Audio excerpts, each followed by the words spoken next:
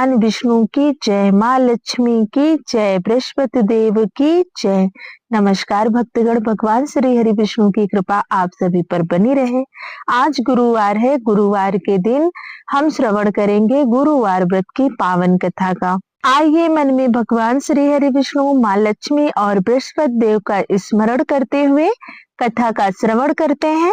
प्राचीन काल में एक प्रतापी और दानी राजा राज्य करते थे। वह नित्य गरीबों और ब्राह्मणों की सहायता करते थे। यह बात उनकी रानी को अच्छी नहीं लगती थी। वह ना तो गरीबों को दान देती थी, ना ही भगवान का पूजन करती थी और राजा को भी दान देने से मना किया करती थी।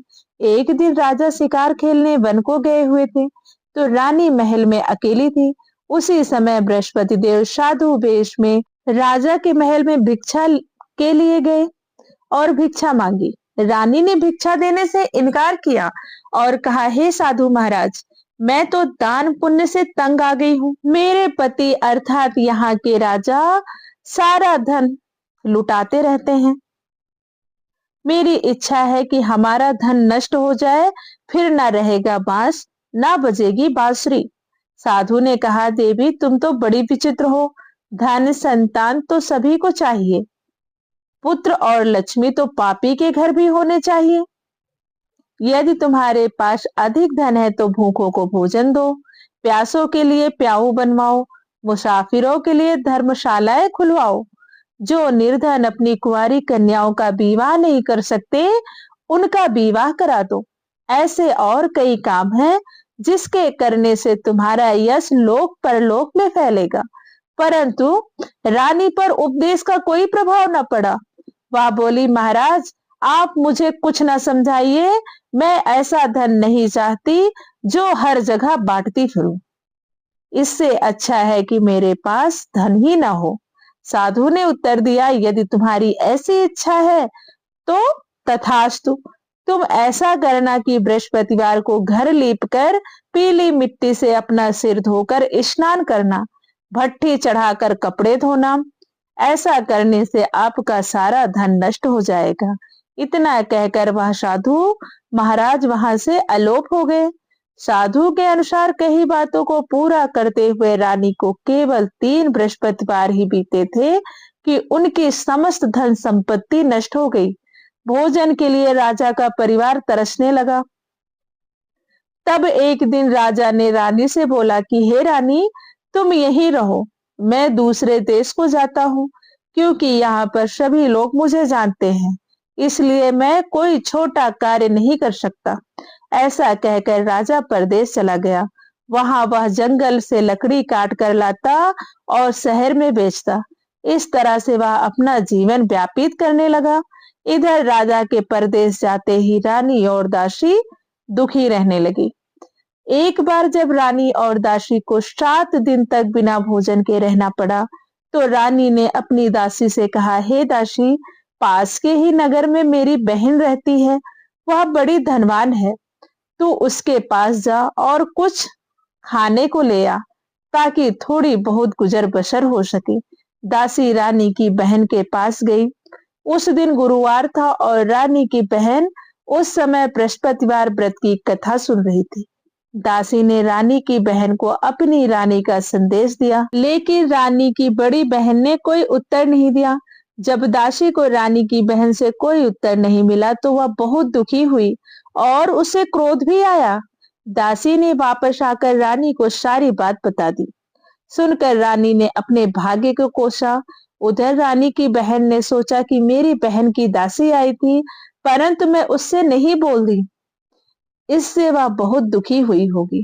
कथा सुनकर और पूजन समाप्त करके वह अपनी बहन के घर आई और कहने लगी, हे बहन, मैं बृहस्पतिवार का व्रत कर रही थी, तुम्हारी दासी मेरे घर आई थी, परंतु जब तक कथा होती है तब तक ना तो उठते हैं और ना ही बोलते हैं, इसलिए मैं नहीं बोली।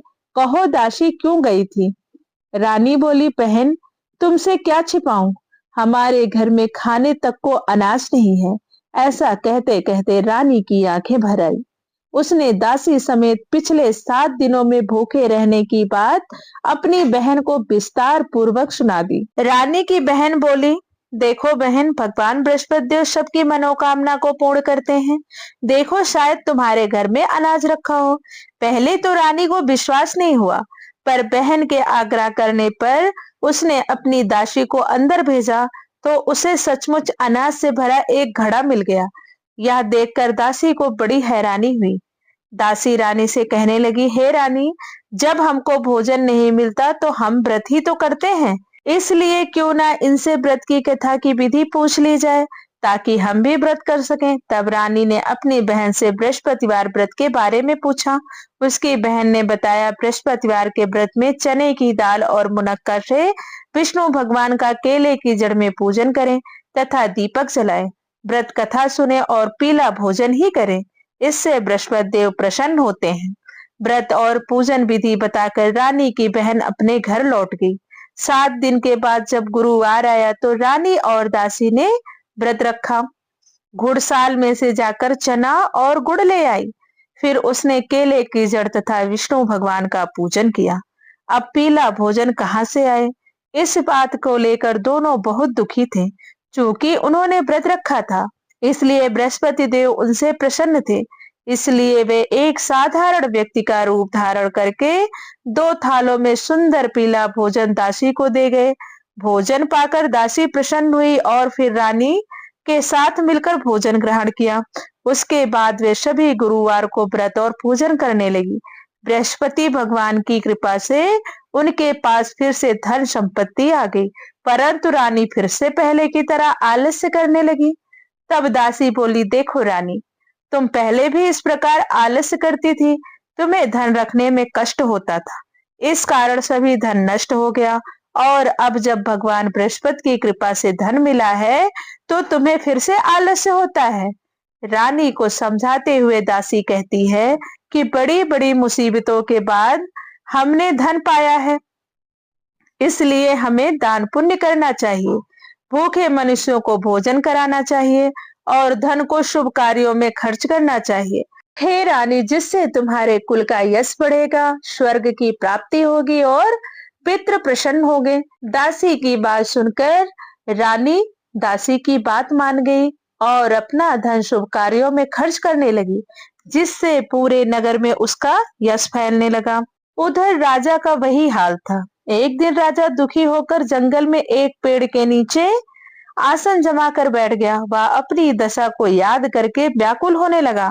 बृहस्पतिवार का दिन था। एकाएक उसने देखा कि निर्जन वन में एक साधु प्रकट हुए। वह साधु वेश में स्वयं बृहस्पति देवता थे। लकड़हारे के सामने आकर बोले, हे लकड़हारे, इस सुनसान जंगल में तू चिंता मग्न क्यों बैठा है? लकड़हारे ने दोनों हाथ जोड़कर प्रणाम किया और उत्तर दिया, महात्मा जी, आप सब कुछ जानते हैं, मैं क्या कहूँ। यह कहकर रोने लगा और साधु को अपनी आत्मकथा सुनाई। महात्मा जी ने कहा, तुम्हारी स्त्री ने बृहस्पति के दिन बृहस्पति भगवान का निरादर किया है, जिसके कारण रुष्ट होकर उन्होंने तुम्हारी यह दशा कर दी है।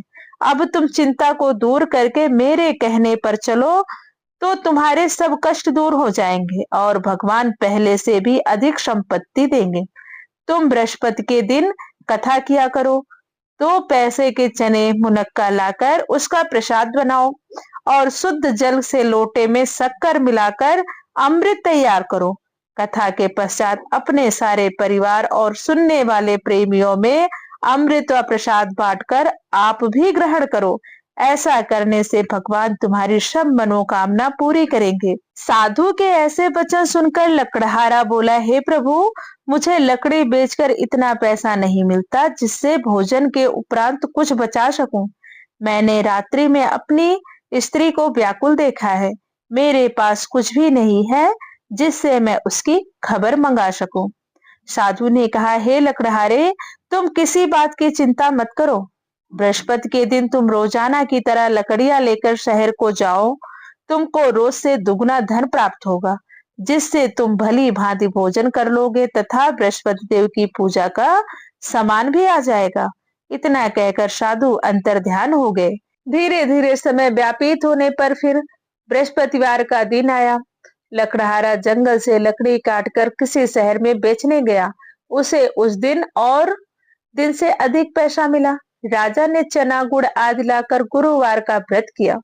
उस दिन से उसके सभी कलेश दूर हुए। परंतु जब दोबारा गुरुवार का दिन आया तो बृहस्पतिवार का व्रत करना भूल गया। इस कारण बृहस्पति भगवान नाराज हो गए। उस दिन उस नगर के राजा ने विशाल यज्ञ का आयोजन किया तथा शहर में यह घोषणा करा दी कि कोई भी मनुष्य अपने घर में भोजन ना बनावे, ना आग जलावे। समस्त जनता मेरे यहाँ भोजन करने आवे। इस आज्ञा को जो ना मानेगा उसे फांसी की सजा दी जाएगी। इस तरह की घोषणा संपूर्ण नगर में करवा दी गई। राजा की आज्ञा अनुसार शहर के सभी लोग भोजन करने गए, लेकिन लकड़हारा कुछ देर से पहुंचा, इसलिए राजा उसको अपने साथ घर लिवा ले गए और ले जाकर उसको भोजन करा ही रहे थे तो रानी की दृष्टि उस खूंटी पर पड़ी जिस पर उनका हार लटका हुआ था। वह वहां पर दिखाई नहीं दिया। रानी ने निश्चय किया कि मेरा हार इस मनुष्य ने चुरा लिया है। उसी समय सिपाहियों को बुलाकर उसको कारागार में डलवा दिया। जब लकड़हारा कारागार में पड़ गया और बहुत दुखी होकर विचार करने लगा, ना जाने कौन से पूर्व जन्म के कर्म से मुझे यह दुख प्राप्त हुआ है, और उसी साधु को याद करने लगा जो कि जंगल में मिला था। उसी समय तत्काल बृहस्पति देव साधु के रूप में प्रकट हुए और उसकी दशा को देखकर कहने लगे, अरे मूर्ख, तूने बृहस्पति देव की कथा नहीं करी, इस कारण तुझे दुख प्राप्त हुआ है। अब चिंता मत कर, बृहस्पतिवार के दिन कारागार के दरवाजे पर 4 पैसे पड़े मिलेंगे, उससे तू बृहस्पति देव की पूजा करना, तेरे सभी कष्ट दूर हो जाएंगे। बृहस्पति के दिन उसे 4 पैसे मिले। लकड़हारे ने कथा कही।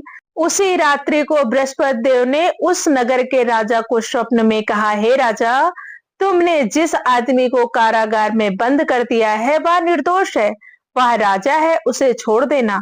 रानी का हार उसी खूंटी पर लटका है। अगर तू ऐसा नहीं करेगा तो मैं तेरे राज्य को नष्ट कर दूंगा।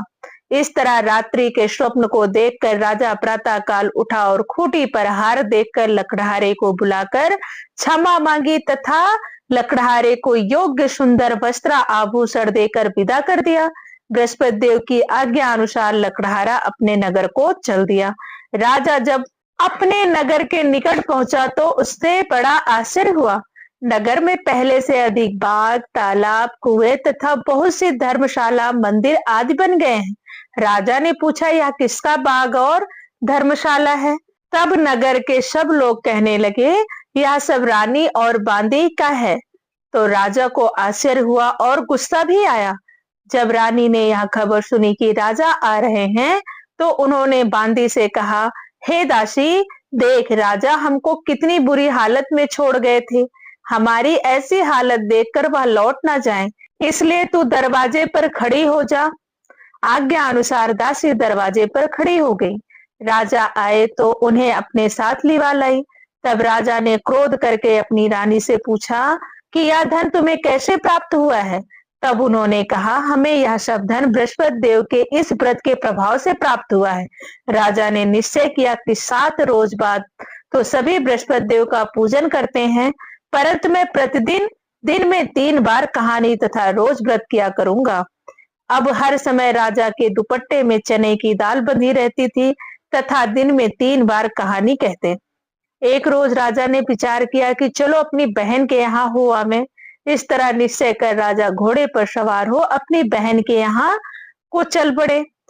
मार्ग में उसने देखा कि कुछ आदमी एक मुर्दे को लिए जा रहे हैं। उन्हें रोककर राजा कहने लगे, अरे भाइयों, मेरी बृहस्पति देव की कथा सुन लो। वे बोले, लो, हमारा तो आदमी मर गया है, इनको अपनी कथा की पड़ी है। परंतु कुछ आदमी बोले, अच्छा कहो, हम तुम्हारी कथा भी सुनेंगे। हमारे ऊपर तो विपद आई ही है, लेकिन अगर तुम कुछ अच्छा करना चाहते हो तो हम उसका श्रवण अवश्य करेंगे। राजा ने दाल निकाली और जब कथा आधी हुई थी कि मुर्दा हिलने लग गया, और जब कथा समाप्त हो गई तो राम राम करके मनुष्य उठकर खड़ा हो गया। आगे मार्ग में उसे एक किसान खेत में हल चलाता मिला। राजा ने उसे देखा और उससे बोला, अरे भैया, तुम मेरी बृहस्पतिवार की कथा सुन लो। किसान बोला, जब तक मैं तेरी कथा सुनूंगा तब तक 4 हरैया जोत लूंगा। जा अपनी कथा किसी और को सुनाना। इस तरह राजा आगे चलने लगा। राजा के हटते ही बैल पछाड़ खाकर गिर गए तथा किसान के पेट में बड़ी जोर का दर्द होने लगा। उस समय उसकी माँ रोटी लेकर आई। उसने जब यह हाल देखा तो अपने पुत्र से हाल पूछा और बेटे ने सभी हाल कह दिया। तो बुढ़िया दौड़ी दौड़ी उस घुड़सवार के पास गई और उससे बोली कि मैं तेरी कथा सुनूंगी, तू अपनी कथा मेरे खेत में चलकर ही कहना। राजा बुढ़िया के खेत में जाकर कथा कही, जिसे सुनते ही वह बैल खड़े हो गए तथा किसान के पेट का दर्द भी बंद हो गया। राजा अपनी बहन के घर पहुंचा। बहन ने भाई की खूब मेहमानी की। दूसरे रोज प्रातः काल राजा जगा तो वह देखने लगा कि सब लोग भोजन कर रहे हैं। राजा ने अपनी बहन से कहा, ऐसा कोई मनुष्य है जिसने भोजन नहीं किया हो, मेरी बृहस्पतिवार की कथा सुन ले। बहन बोली, हे भैया, यह देश ऐसा ही है कि यहाँ पहले लोग भोजन करते हैं, बाद में अन्य काम करते हैं। अगर कोई पड़ोस में हो तो मैं देख आऊं। वह ऐसा कहकर देखने चली गई, परंतु उसे कोई ऐसा व्यक्ति नहीं मिला जिसने भोजन ना किया हो। अतः वह एक कुम्हार के घर गई जिसका लड़का बीमार था। उसे मालूम हुआ कि उसके यहाँ 3 रोज से किसी ने भोजन नहीं किया है। रानी ने अपने भाई की कथा सुनने के लिए कुम्हार से कहा। वह तैयार हो गया। राजा ने जाकर बृहस्पतिवार की कथा कही, जिसको सुनकर उसका लड़का ठीक हो गया। अब तो राजा की प्रशंसा होने लगी। एक रोज राजा ने अपनी बहन से कहा कि हे बहन, हम अपने घर को जाएंगे, तुम भी तैयार हो जाओ। राजा की बहन ने अपनी सास से कहा। सास ने कहा, हाँ चली जा, परंतु अपने लड़कों को मत ले जाना, क्योंकि तेरे भाई के कोई औलाद नहीं है। बहन ने अपने भाई से कहा, भैया हम तो चलेंगे मगर बालक नहीं जाएंगे। राजा बोला, जब कोई बालक नहीं चलेगा तब तुम ही क्या करोगी। वह बड़े दुखी मन से अपने नगर को लौट आया। राजा ने अपनी रानी से कहा, हम निर्वंशी हैं, हमारा मुंह देखने का धर्म नहीं है और कुछ भोजन आदि नहीं किया। रानी बोली, हे प्रभु, बृहस्पति देव ने हमें सब कुछ दिया है, वह हमें औलाद अवश्य देंगे। उसी रात को बृहस्पति देव ने राजा से स्वप्न में कहा, हे राजा, उठ, सभी सोच त्याग दे, तेरी रानी गर्भ से है। राजा को स्वप्न में बृहस्पति देव की यह बात सुनकर बड़ी खुशी हुई। 9वें महीने में रानी के गर्भ से एक सुंदर पुत्र पैदा हुआ। तब राजा बोला, हे रानी, स्त्री बिना भोजन के रह सकती है पर बिना कहे नहीं रह सकती। जब मेरी बहन आवे तुम उससे कुछ मत कहना। रानी ने सुनकर हाँ कर दी। जब राजा की बहन ने यह शुभ समाचार सुना तो वह बहुत खुश हुई तथा बधाई लेकर अपने भाई के यहाँ आई। तभी रानी ने कहा, घोड़ा चढ़कर तो आई नहीं, गधा चढ़ी आई।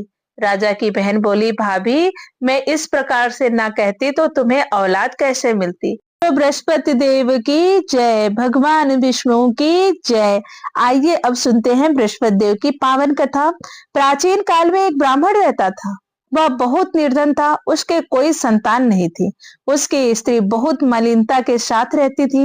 वह स्नान न करती, किसी देवता का पूजन न करती। इससे ब्राह्मण देवता बड़े दुखी थे। बेचारे बहुत कुछ कहते थे, किंतु उसका कुछ परिणाम न निकलता। भगवान की कृपा से ब्राह्मण की स्त्री की कन्या रूपी रत्न पैदा हुआ। कन्या बड़ी होने पर प्रातः काल स्नान करके विष्णु भगवान का जाप हुआ, बृहस्पतिवार का व्रत करने लगी। अपने पूजन पाठ को समाप्त करके विद्यालय जाती तो अपनी मुट्ठी में जौ भर के ले जाती और पाठशाला के मार्ग में डालती जाती। तब ये जौ स्वर्ण के हो जाते। लौटते समय उसको बिनकर घर ले आती। एक दिन वह बालिका सूप में उस सोने के जौ को फटकार रही थी कि उसके पिता ने देख लिया और कहा, हे बेटी, सोने के जौ को साफ करने के लिए सोने का सूप होना चाहिए। दूसरे दिन बृहस्पतिवार था। इस कन्या ने व्रत रखा और बृहस्पति देव से प्रार्थना करके कहा, मैंने आपकी पूजा सच्चे मन से की हो तो मेरे लिए सोने का सूप दो। बृहस्पति देव ने उसकी प्रार्थना स्वीकार कर ली। रोजाना की तरह वह कन्या जौ फैलाती हुई जाने लगी। जब लौटकर जौ बिन रही थी तो बृहस्पति देव की कृपा से सोने का सूप मिला। उसे घर ले आई और उसमें जौ साफ करने लगी, परंतु उसकी माँ का वही ढंग रहा। एक दिन की बात है, वह कन्या सोने के सूप में जौ साफ कर रही थी। उस समय उस शहर के राजपुत्र वहां से होकर निकला। इस कन्या के रूप और कार्य को देखकर मोहित हो गया तथा अपने घर जाकर भोजन तथा जल त्याग कर उदास होकर लेट गया। राजा को इस बात का पता लगा तो अपने प्रधानमंत्री के साथ उसके पास गए और बोले, हे बेटा, तुम्हें किस बात का कष्ट है? किसी ने अपमान किया है अथवा और कोई कारण हो? जो हो वह मुझसे कहो, मैं वही कार्य करूंगा जिससे तुम्हें प्रसन्नता हो। अपने पिता की बात सुनकर राजकुमार ने कहा, पिता, मुझे किसी बात की कोई कमी नहीं है। आपकी कृपा से मेरे पास सब कुछ है और मुझे कोई दुख नहीं है। किसी ने मेरा अपमान नहीं किया है, परंतु मैं उसी लड़की से विवाह करना चाहता हूँ जो सोने के सूप में जौ साफ कर रही थी। यह सुनकर राजा आश्चर्य में पड़ गया और बोला, हे बेटा, इस तरह की कन्या का पता तुम ही लगाओ, मैं उसके साथ तेरा विवाह अवश्य करवा दूंगा। राजकुमार ने उस लड़की के घर का पता बतलाया। तब मंत्री उस लड़की के घर गए और ब्राह्मण देवता को सभी हाल बतलाया। ब्राह्मण देवता राजकुमार के साथ अपनी कन्या का विवाह करने के लिए तैयार हो गए तथा विधि विधान के अनुसार ब्राह्मण की कन्या का विवाह राजकुमार के साथ हो गया। कन्या के घर से जाते ही पहले की भांति उस ब्राह्मण देवता के घर में गरीबी का निवास हो गया। अब भोजन के लिए भी अन्न बड़ी मुश्किल से मिलता था। एक दिन दुखी होकर ब्राह्मण देवता अपनी पुत्री के पास गए। बेटी ने पिता की दुखी अवस्था को देखा और अपनी माँ का हाल पूछा। तब ब्राह्मण ने सभी हाल कहा। कन्या ने बहुत सा धन देकर अपने पिता को विदा कर दिया। इस तरह ब्राह्मण का कुछ समय सुखपूर्वक व्यतीत हुआ। कुछ दिन बाद फिर वही हाल हो गया। ब्राह्मण फिर से अपनी कन्या के यहाँ गया और सारा हाल कहा तो लड़की बोली, हे पिताजी, आप माताजी को यहाँ लिवा लाओ, मैं उसे विधि बता दूंगी जिससे गरीबी दूर हो जाए। वह ब्राह्मण देवता अपनी स्त्री को साथ लेकर पहुंचे तो अपनी माँ को समझाने लगी, हे माँ, तुम प्रातःकाल स्नान आदि करके विष्णु भगवान का पूजन करो तो सब दरिद्रता दूर हो जाएगी। परंतु उसकी माँ ने एक भी बात नहीं मानी और प्रातः काल उठकर अपनी पुत्री के बच्चों का जूठन खा लिया, जिससे उसकी पुत्री को बहुत गुस्सा आया और एक रात को कोठरी से सभी सामान निकाल दिया और अपनी माँ को उसमें बंद कर दिया। प्रातः काल उसे निकाला तथा स्नान आदि करा के पाठ करवाया तो उसकी माँ की बुद्धि ठीक हो गई और फिर प्रत्येक बृहस्पतिवार को व्रत रखने लगी। इस व्रत के प्रभाव से उसके माँ बाप बहुत ही धनवान और पुत्रवान हो गए और बृहस्पति जी के प्रभाव से इस लोक में सुख भोग कर स्वर्ग को प्राप्त हुए। प्रेम से बोलो विष्णु भगवान की जय।